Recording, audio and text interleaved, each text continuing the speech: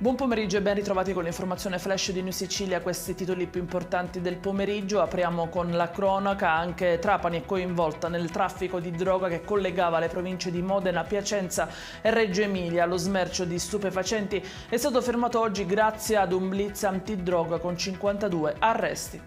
Nel Messinese è giallo per un pescatore, Vincenzo Marchese di 72 anni, trovato seminudo e privo di vita sul lungomare di Acquitta tra Terme Vigliatore e Falcone. Dietro la morte dell'uomo potrebbe esserci una rapina finita male. Il mondo della politica siracusana piange la scomparsa improvvisa dell'ex consigliere comunale del Movimento 5 Stelle Paolo Nigro. Un malore lo ha portato via improvvisamente nella notte a soli 33 anni. E passiamo alla giudiziaria con la condanna a 4 anni e 6 mesi per peculato dell'ex amministratore giudiziario e avvocato Walter Virga, assolto invece l'ex deputato del PD Giuseppe Lupo, al quale si contestava invece il reato di corruzione.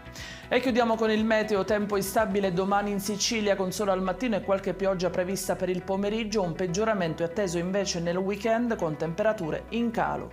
I dettagli su queste notizie li trovate sul nostro sito www.newsicilia.it e sui nostri canali social. Arrivederci e a domani.